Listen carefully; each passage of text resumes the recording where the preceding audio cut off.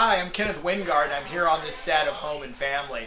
Today you saw me make these great photo transfer wood plaques, and I promised in the segment I explain the differences between parchment paper, wax paper, and freezer paper.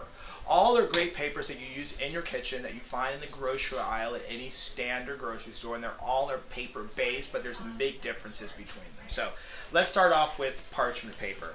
You may not recognize this box. This is an all natural kind, but it also comes in a brightly colored box. And the paper itself, as you can see, it's a natural paper and it has a sort of slickness to it on either side. What this is an actual paper pulp product that's been put in a sulfuric acid bath, or sometimes they get treated with zinc chloride. What that does is that changes the actual composition, almost pulverizes and melts the paper, which makes it non-stick and also heat resistant. So you will also hear this paper called bakery paper or easy release paper, and its biggest use is in the kitchen when you're baking cookies or anything. Instead of greasing the pan, you can put down a sheet of this paper, plop your cookies right on top, it won't burn in the oven, and then you pop your cookies right off. So that's the cooking use. For me, it's great because inks and things like that don't soak into the paper since it's been treated, and that's why we use it for our photo transfer. The ink will ride on top. You can then flip it upside down on fabric or wood, and the ink will then soak into that product. So you can also use it for things like cooking salmon in paper and all that. That's what parchment paper is for. Now wax paper is going to look very similar.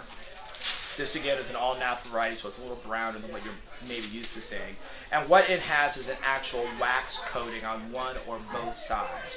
It's also used for cooking, but you can't use it in the oven because it will actually smoke as the wax starts to melt. There are a lot of craft uses for this. A lot of kids' projects, you can get two pieces and put leaves or paper cutouts in between and then iron them, and the wax will actually melt together, making a sort of semi-permanent piece of art for the kids. I always use this in like my snow villages when I'm doing little windows because it sort of glistens, almost looks like glass, and when it irons it gets a little bit clearer even. So that's wax paper.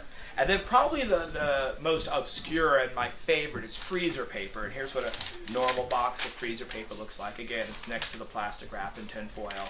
And that is going to be sort of plain white butcher paper on one side and actually has a plastic coating on the other. Traditionally, it's used in butcher shops to wrap your meats or to freeze things in.